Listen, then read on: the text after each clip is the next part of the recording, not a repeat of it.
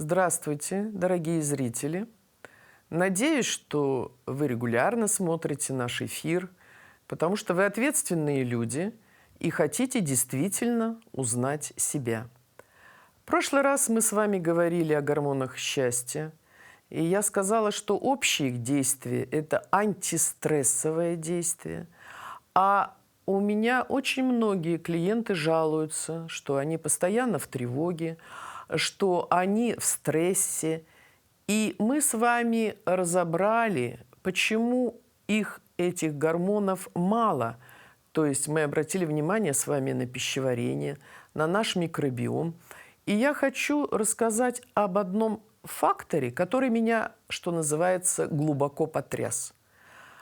Если, а в основном гормоны счастья синтезируются в головном мозге, в надпочечниках, и так далее, то вот такой важный гормон, как серотонин, а помните, я вам говорила, что он отвечает за внимание, восприятие, память, то есть как раз за наш интеллект, за отсутствие СДВГ, про которое мы постоянно с вами вспоминаем, то серотонин синтезируется 95% бифидобактериями в нашем кишечнике. То есть, представляете, прям как-то даже мне, вот как психотерапевту, обидно, как 95% антистрессового важного гормона синтезируют бифидобактерии, и от них, оказывается, от их наличия, от их количества зависит тревожность. Просто, знаете, вот этот факт меня лично очень потряс. То есть, как важно обратить внимание на свой кишечник, на его деятельность, и как важно позаботиться и накормить его, помните, мы с вами говорили, достаточной, хорошей, разнообразной клетчаткой. Потому что иначе мы будем действительно в стрессе. Так попутно я еще про серотонин скажу, что он регулирует перистальтику, то есть моторику кишечника.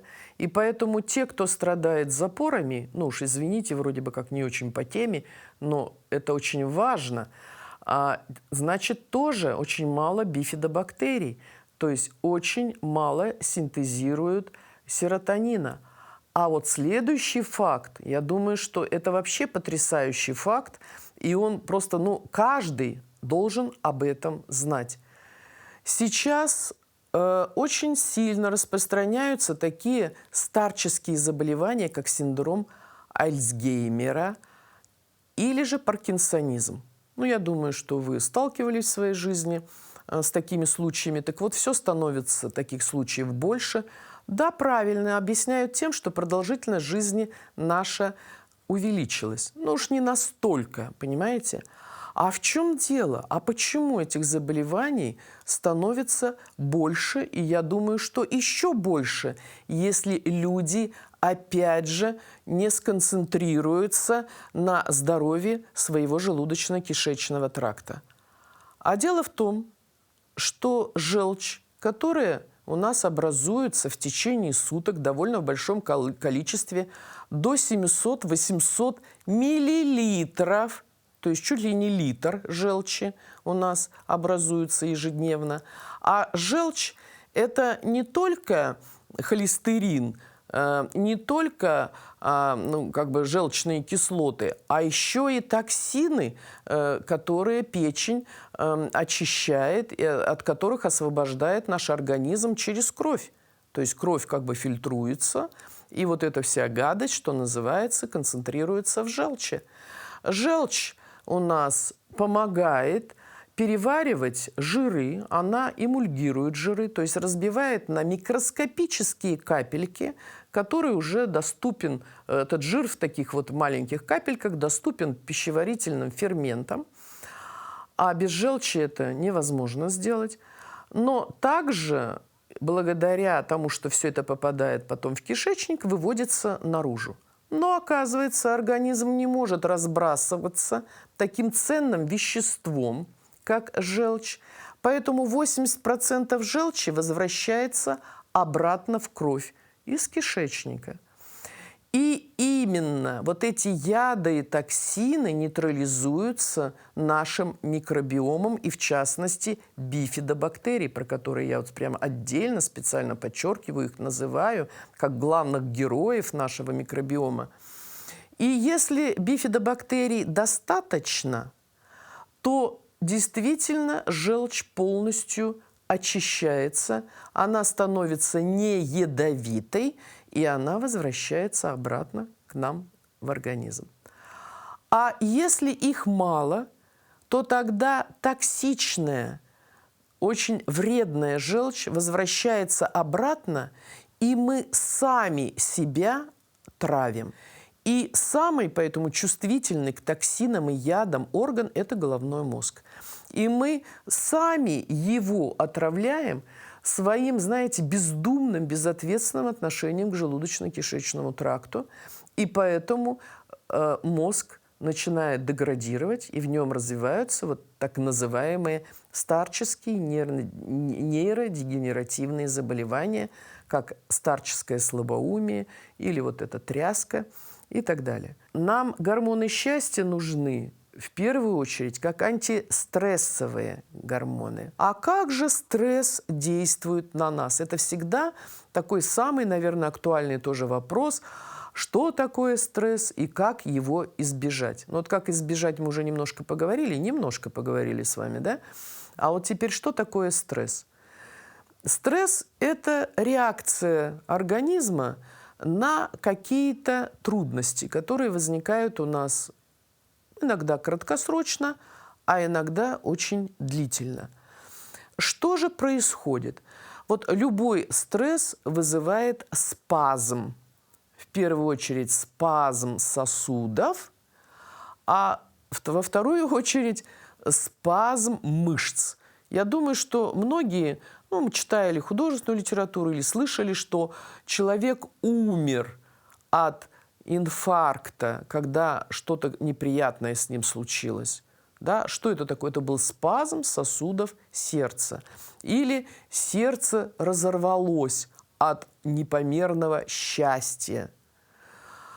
А вот о том, что у нас возникают хронические спазмы мышц, как-то никто не задумывается. А дело в том, что когда мышцы или какая-то небольшая группа даже мышц от стресса спазмируется, оказывается, там возникает застой крови и лимфы. И как бы центр тяжести смещается. И вот на сегодняшний день ученые говорят, нет старческой походки, нет старческих изменений осанки, есть нелеченные стрессы. Даже ученые сейчас пришли к выводу, что стрессы вызывают спазмы определенной группы мышцы.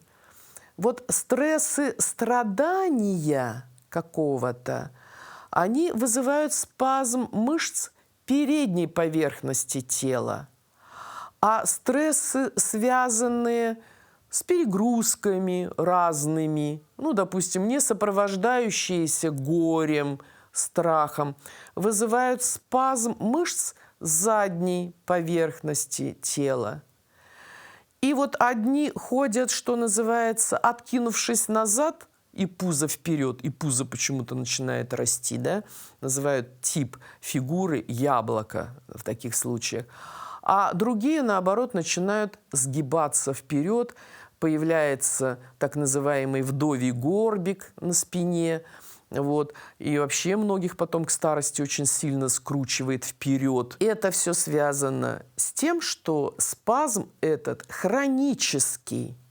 То есть не просто спазмировалось и отпустило, а именно спазмировалось и, что называется, осталось на всю жизнь. Вот сейчас очень многие люди подвергаются операциям замены суставов. Очень многие, благодаря возможности исследовать позвоночник, узнают, что у них грыжи дисков позвоночника. Но все лечат последствия, то есть заменяют суставы на искусственные, там оперируют грыжи позвоночника или там даже в позвоночник скрепляют скобами металлическими. Никто не задумывается о первопричине. А вот ведь у нас мышцы есть те, которые мы как бы видим и знаем, а есть мышцы, которых мы не видим. В частности, наш позвоночник состоит из отдельных косточек, позвонков. И вот чтобы они не рассыпались, они скрепляются короткими круговыми мышцами. И вот если эти мышцы глубокие спазмируются, а они часто спазмируются от стрессов, от переживаний, то у нас получается позвонки между собой очень сильно притерты. А диски, которые позволяют нам двигать позвонки относительно друг друга мягко, как по маслу, тоже сжимаются, тоже страдают, и появляются выпячивания, которые называют грыжами. И вот еще раз я повторю, почему-то никто не занимается первопричиной стрессов. Первопричина может быть в больном желудочно-кишечном тракте. Мы теперь уже с вами очень хорошо это знаем, да? Первопричина – это может быть нарушение осанки с раннего детства, когда не контролировали родители. И может быть связано просто с какими-то плохими привычками, там, сидеть как-то своеобразно, не так, там, вот, и отсутствием физической активности. Ну, теперь уже из вышесказанного, что стресс вызывает спазм сосудов и вызывает спазм мышц, я думаю, что всем понятно, что самый доступный, самый легко такой приемлемый способ снять этот спазм – это, конечно, регулярные физические упражнения. И если раньше говорили, что достаточно 3 раз посещения фитнес-зала, то сейчас говорят, нет, надо заниматься фитнесом каждый день.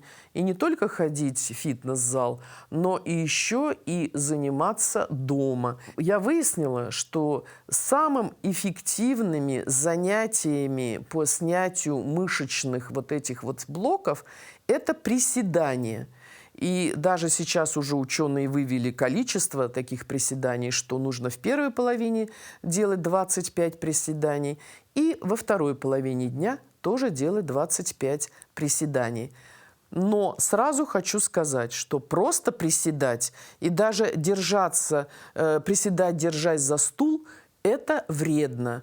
Вот очень важно научиться правильно приседать, и я думаю, что мы поговорим немножко и об этом. И будем говорить о методах радикального лечения спазмов сосудов и спазмов мышц. До следующих встреч!